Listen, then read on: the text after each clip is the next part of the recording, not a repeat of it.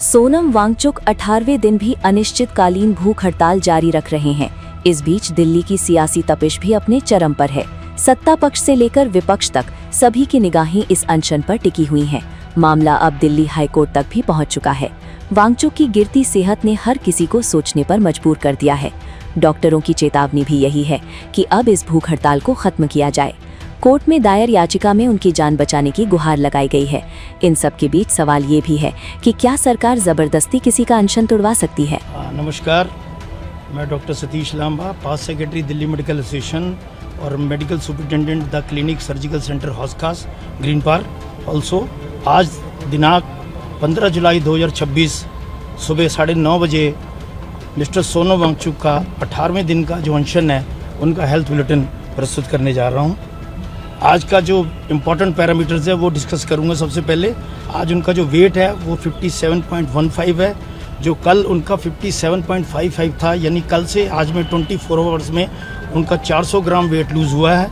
Blood sugar इनका 80 milligram पर decilitre है। हाइड्रेशन फेयर है। He is mentally alert.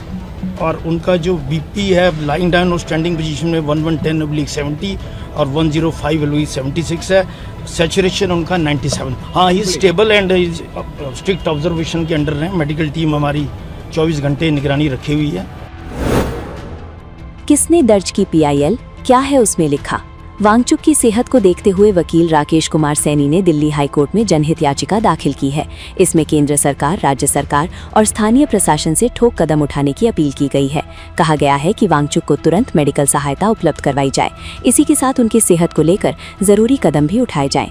ज्ञात हो कि सोनम वांगचुक का वजन 8.5 किलो से भी ज्यादा कम हो चुका है। ऐसे में भूख हड़ताल जारी रहने पर उनकी मौत भी हो सकती है। क्या जबरन खत्म करवाया जा सकता है अनशन? अदालतें आमतौर पर किसी भी नागरिक को उसका अनशन खत्म करने के लिए सीधा हुक्म जारी नहीं कर सकती है, लेकिन जब बात किसी की जिंदगी और मौत के मुहाने पर आ जाए तो कोर्ट मूक दर्शक भी नहीं बनकर बैठ सकता है। ऐसी आपातकालीन स्थिति में अदालतें सरकार और स्थानीय प्रशासन को ये सख्त हिदायत दे सकती है कि वे आंदोलनकारी की 24 घंटे डॉक्टरी निगरानी करें, समय समय पर हेल्थ चेकअप हो और जरूरत पड़ने पर उनकी जान बचाने के लिए जरूरी इलाज दिया जाए। क्या कहता है कानून?